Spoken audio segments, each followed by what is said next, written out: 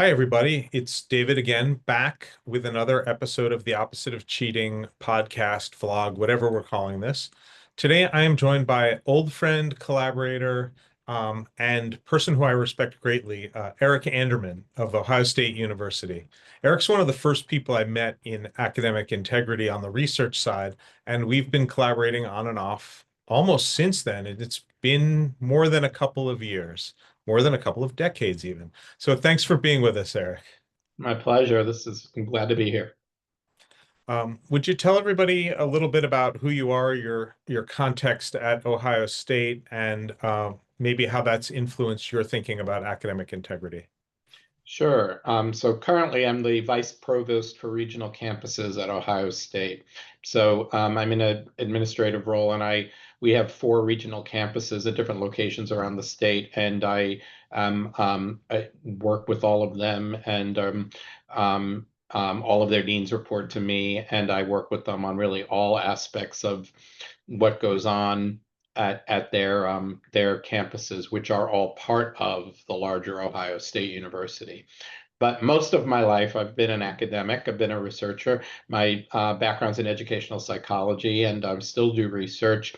And my main area of research has been motivation, but and I've looked at gone kind of on different sidetracks within academic motivation. One of them has been academic cheating, academic integrity, and I've been looking at that, really through all of my career. When I first became an assistant professor, I was told by my department chair, I was trained in doing research and motivation, and my department chair said to get tenure, you have to break out on your own and do something different. So cheating was academic integrity. Cheating became my little sub area that I started looking at within motivation. And there hadn't been really hardly anyone from that perspective who'd looked at it before in that way. So that's kind of how it all started, and still looking at it.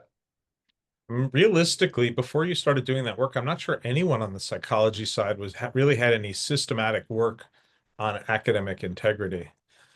So where did you start with motivation before you were doing the academic integrity stuff? What would you say the key elements of your research were at the beginning?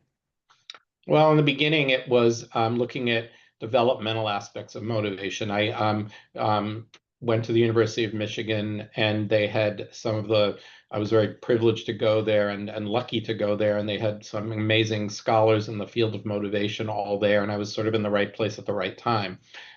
Prior to that, I was a high school teacher, and so it was sort of the meeting of perfect worlds when after I was a high school teacher for 3 years and went back to grad school, and I was interested in motivation and what motivated kids.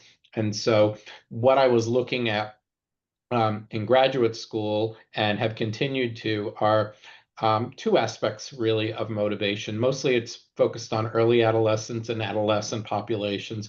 And I was looking at developmental aspects of motivation. So, how does motivation and various motivational beliefs and constructs, how do those change as students move from elementary school to middle school to high school? That's been a big part of it, the developmental side of it. The other side of it, which emerged from the developmental work, is looking at how instructional practices that teachers use in classrooms have a both direct and indirect impact on academic integrity, and whether or not students engage in academically dishonest behaviors.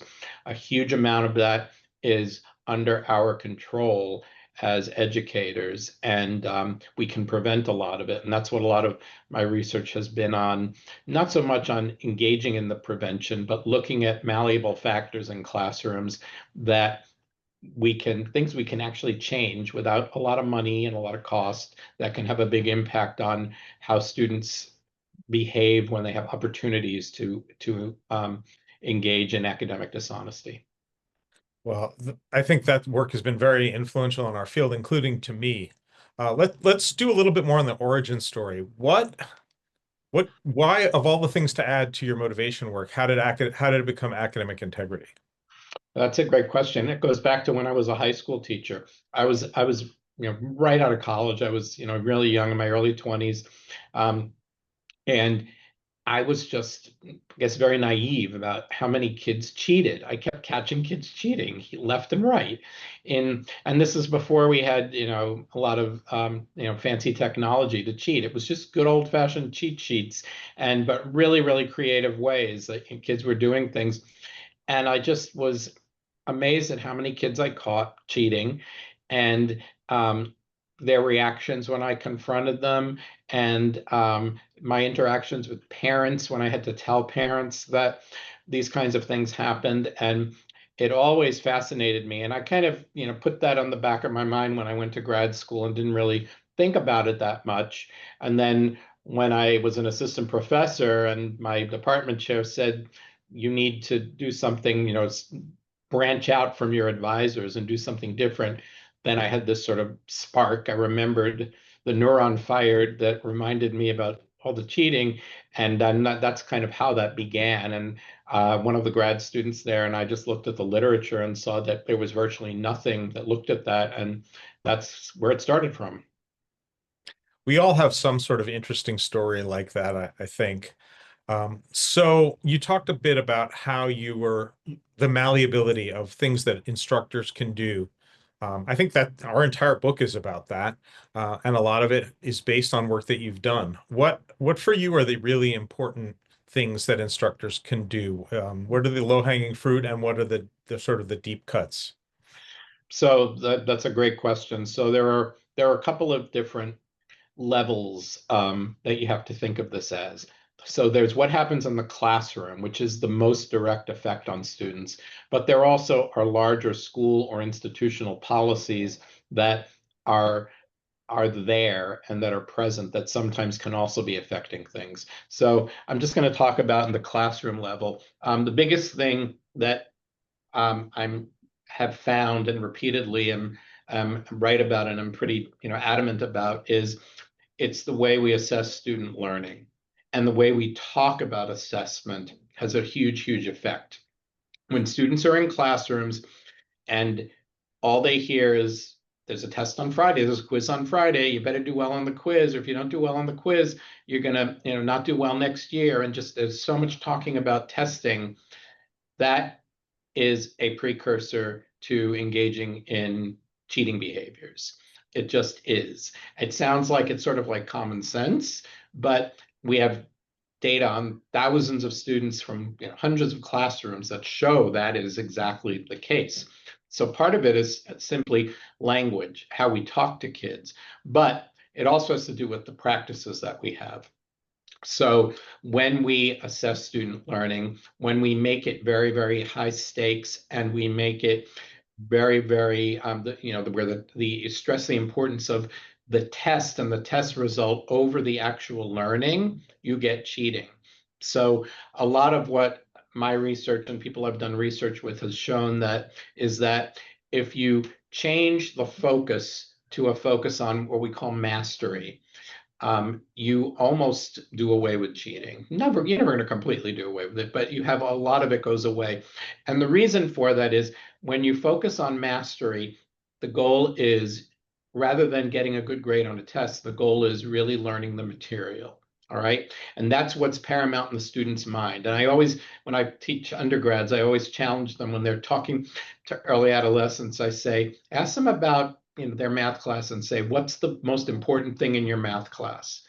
Some of them will say it's getting good grades, getting a test. Some of them will say something like it's learning how to solve algebra problems. That's a big difference. That's a big difference. And the teacher has control over that. And that has to do with the way we assess learning. Now, assessing learning where you're focusing on mastery is not easy to do. And because one of the most best things we can do is when people are assessed on something, and if they don't do well, letting them go back and redo the assessment. And many, many people, I say that, and people say, you can't do that. And that's not fair to everybody else. And I love it when people say that because I come back and challenge them and say, why? Why isn't it fair? It's not fair if this is a competition to get a grade. If the goal is for everyone to learn it, then what's not fair about it? But it's not the way we do things in a lot of places. It makes it Understandably harder to grade things, takes more time to do that. It's a shift in thinking, excuse me. But it does work. Yeah, some disciplines really have a tradition of gatekeeping that's very difficult to overcome. The idea that there are just some people who are good at things and other people who aren't, and it's the job of college to figure out who's who. Do you think that that culture has developed, and does that connect up to this sort of notions of mastery and performance? Absolutely. There are some things and most of us can think of something in our lives, whether it's something academic or even something not academic, where we didn't learn it well the first time, but at a later time we were able to engage in a different way of going about learning the material or have more time to think about it and to actually have that aha moment and say, oh, now I get it. Now I get it. I mean, I had that experience when I was in middle school.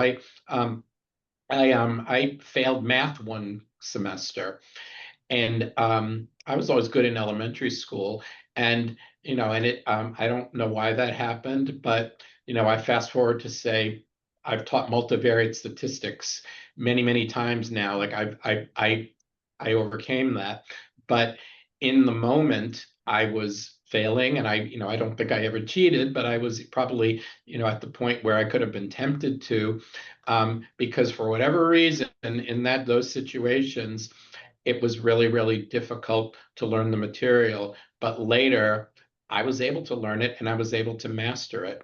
But the fact that it's so high stakes, if you don't ever have that opportunity to go back and master it, this is what turns people away from some subject areas. They just say, "Well, that's so hard and so difficult, and if I can't get a good grade," and they just turn away from things. And it's usually the STEM disciplines. Traditionally. How do you think this connects with mindset sorts of work? It certainly connects to it in terms of your beliefs. If you believe that you have the ability to learn anything at some level, if you believe in a growth mindset, then you certainly will be open to being able to learn something under challenging circumstances. But having a growth mindset is great, fine and dandy. But if you are in a high stakes environment where you have do or die tests, that growth mindset is only going to get you so far. It's not, the panacea that sometimes people think it is. So having the growth mindset that's, something that is sort of an individual difference variable. But if you're in a context that makes it impossible for you to succeed, then that growth mindset is not going to, there's a point when that just loses any power it had. Understood. So we're talking about de-emphasizing grading and and emphasizing mastery.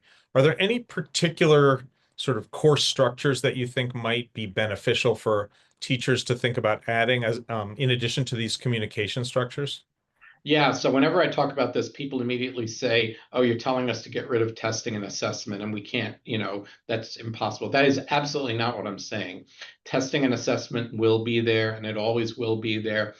What I'm saying is putting structures in place that allow for more flexibility in testing and assessment so that students don't feel like they are so pressured that they have to resort to cheating.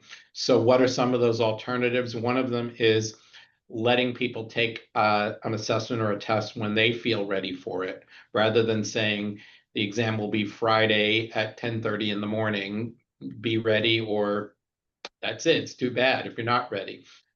That's one possibility. Another is allowing people to retake tests, and not necessarily, I mean, you could say, well, throw out the grade, and if you do get a better grade, then that counts, or average the two, but give people the opportunity to learn from their mistakes and to take the test and look at what they didn't do well on, give them some support to understand why they didn't do well in certain parts, and let them redo it. If you think about work environments, and many work environments, we get feedback on our work along the way. And if you're working for a company and you're working on a big project, generally you're going to be working with people who are going to give you feedback along the way, and you're going to finally finish with whatever it is, product you're developing, whatever it is you're doing, where you've gotten a lot of feedback along the way. Well, we need to do the same thing for students. Sometimes people say, when I say that, they say the real world doesn't work that way. And I say, no, the real world does work that way a lot of the time. It's just the way you frame it. I agree. I talk about that when I talk about deadlines. I say, why not give students extensions? There's almost always in life the ability to ask your boss for a little more time. I mean, if the IRS gives extensions, who are we to say it's impossible?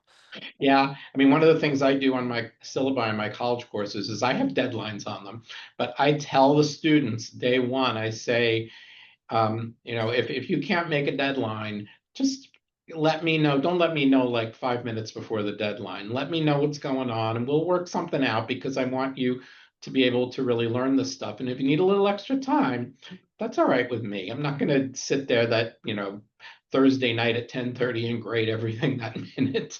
And students appreciate that so much. And what I've found over the years is very few of them actually ask for that.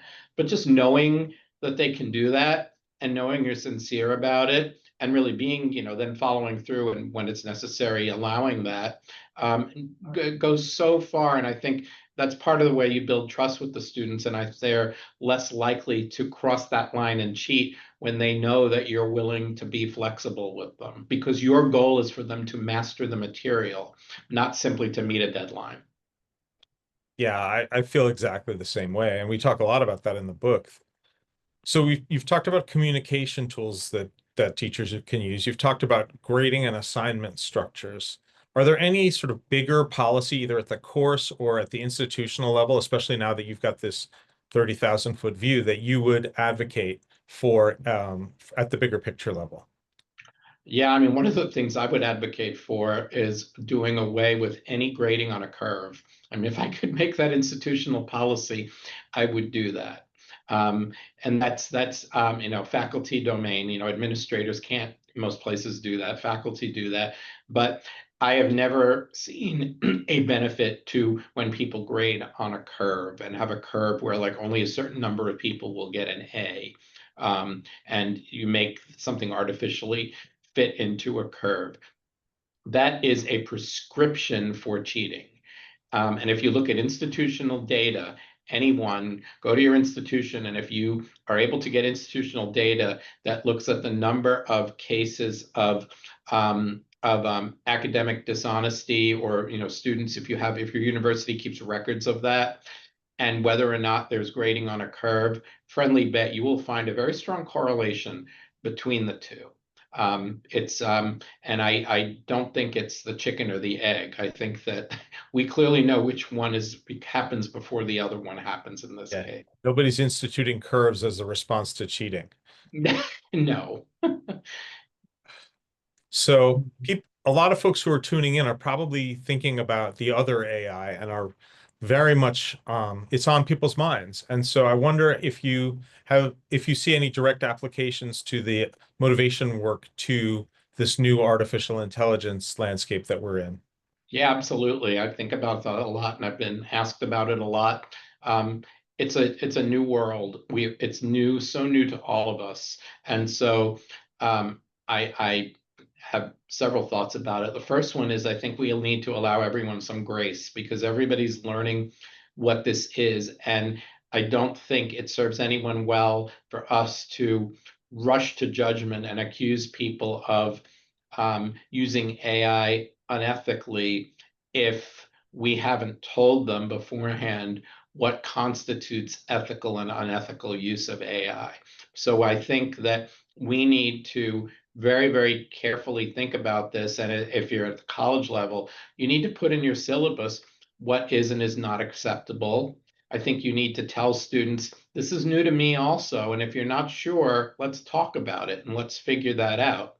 And the other thing is, we all have a responsibility as teachers, whether you're a kindergarten teacher or teaching a PhD students, to actually use it ourselves and understand a bit about what is and is not acceptable and what you will or will not accept. I mean, I play around with it a lot and I find all kinds of things it can do and that are really, really amazing. And then I think, um, what would I want my students to do? And I think the most important thing for each of us in our areas is to try to teach people to use it as a tool.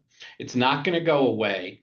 Makes me think of when people first started. I mean, we've had calculators forever, but people started at one point letting kids start to use calculators in school to do math problems. And some people said, that's horrible. It's the end of the world. You can't do that. And we figured it out. We figured out how to do that. Um, and there's a way to do that. And the same thing will happen here, but we have to tell people what is and is not appropriate. And we have to demonstrate to them, we have to teach them how to use it as a tool. So yes, it can do certain things. It can solve, math problems incredibly easily, but we need to think about, okay, well, when we're teaching math, now that this thing is out there, how can we teach people to use it as a tool? There are ways to do it. It's going to be hard work. We all have to figure it out. I wish it didn't happen so quickly that it's here and it can, every day it can do 25 new things. But like we just need to give people grace. We also need to think about different responsibilities with this. There's the student has responsibilities, the teacher does, but the institution has responsibilities for setting some institutional parameters around what is and isn't appropriate use. And administrators need to also be able to be in that middle ground where they are balancing what the university or the school is asking for policy wise and what the people on the ground, the instructors, the teachers are being asked to do in the classroom, and realizing that not all of them know how to do that. It's true, and we're all learning together or not. So despite all of these our best efforts on all of these fronts, students still do sometimes cheat, and we still sometimes catch it. Based on your experience as both an instructor and a scholar, how do you respond to cheating? And have you learned anything over the years in that regard? Yeah, that's a great question. You have to, there's a couple of things.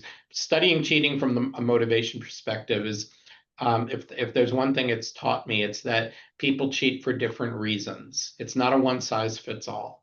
Some people cheat because they are pressured on a test. Some people, but there are other factors. It's not just the grading and assessment.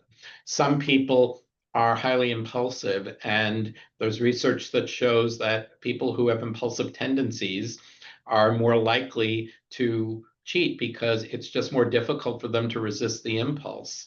And that's not their fault, it's not to blame, but we have to understand that and maybe put things in place to help people who have impulsive tendencies maybe to be less tempted by the cheating. But there are so many other factors that play into it. Cultural differences are tremendous. We have a lot of international students, and we have a lot of international students at various universities who have run into problems with being accused of cheating in one way or another. And often it is because there are cultural differences in what isn't deemed acceptable. And I don't think we're nearly as sensitive to that and understanding that and expecting people who are internationally in another country to suddenly learn a whole new way of doing things.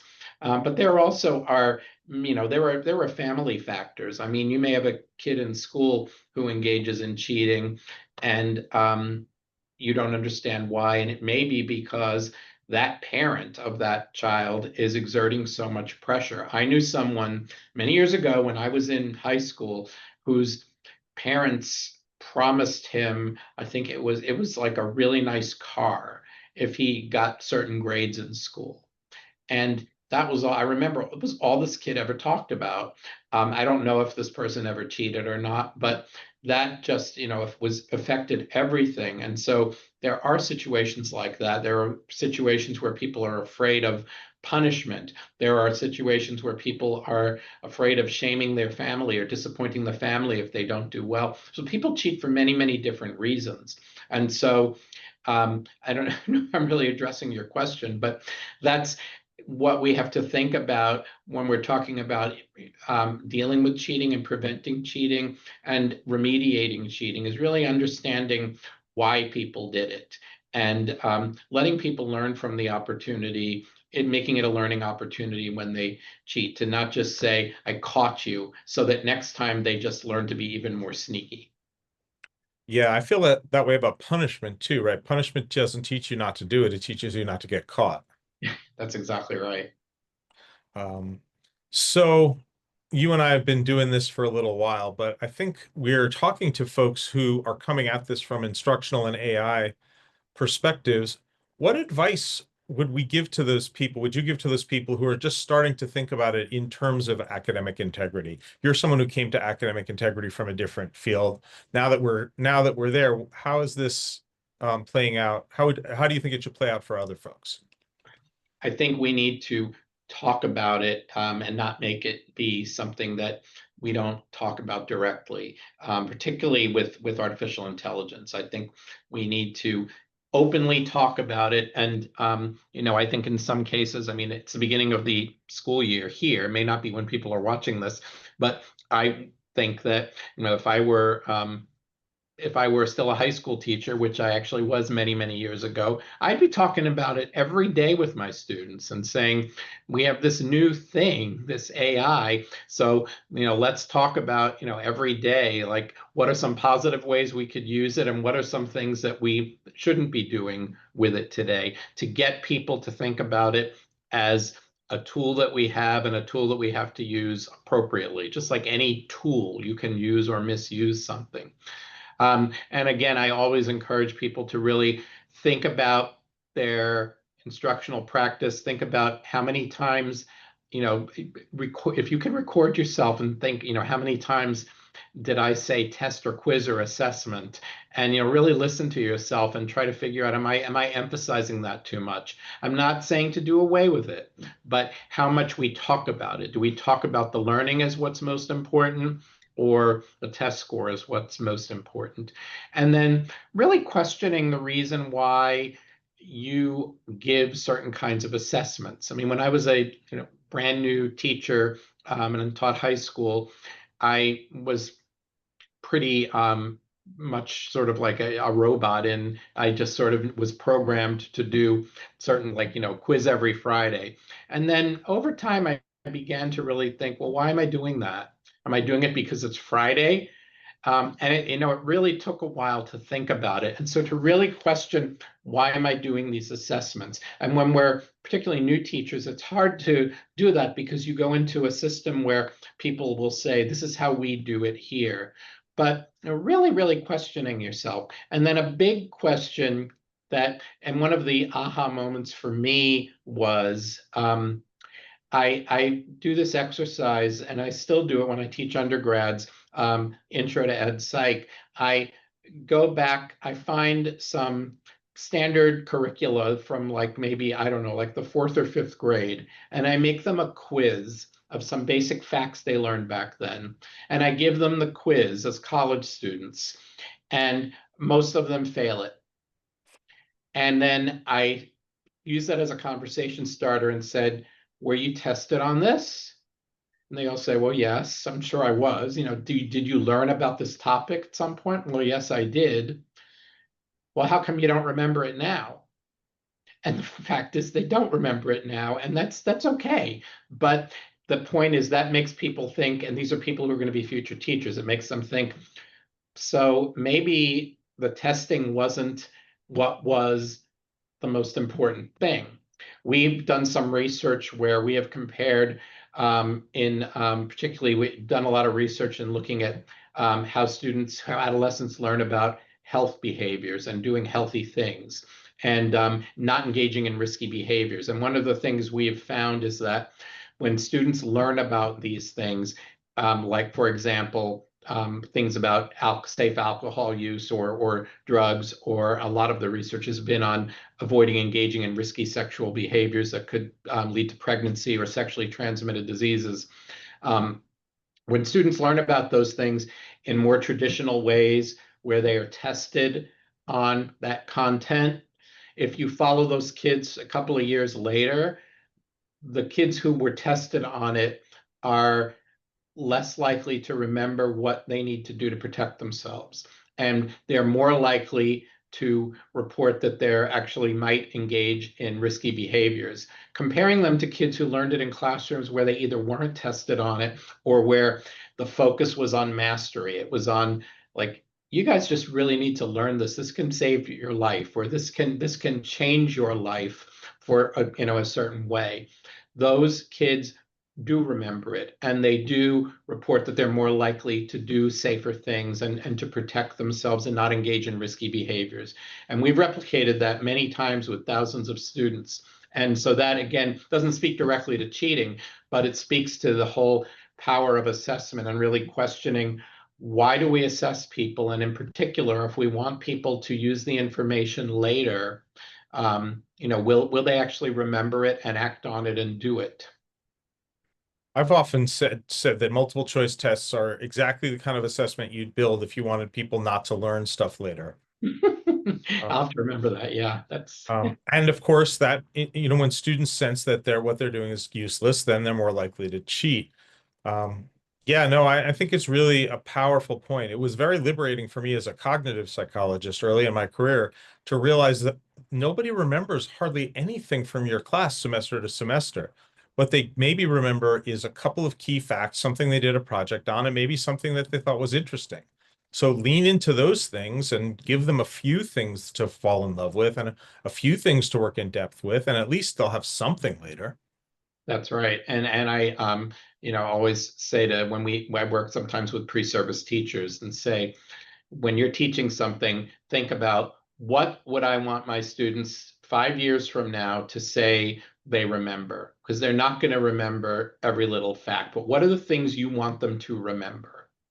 What do you want them to remember? And I say that when I'm teaching classes to like pre-service teachers, I say, if there's anything you remember, I want you to remember, I don't want you to, I don't like, for example, when I'm teaching about learning theories, I used to make people memorize the chart with negative reinforcement and positive reinforcement and the quadrants, which anyone who's taken intro psych has done that. And at one point I questioned myself and I said, why am I doing that? Because every time I teach it, I have to go back and, like redraw the quad, make sure I'm getting it right. Now I know this stuff, but when I think about it that way, it becomes very much like it's just a definition. The same thing with classical conditioning, unconditioned response, conditioned response. It's so Mhm. confusing. But so now, I still teach that stuff, but I teach it and I don't hang everything on the terminology. I do it more in terms of, I teach them the terminology, but I give them real examples of what is, how does negative reinforcement look like in a classroom? What is a conditioned response and an unconditioned response?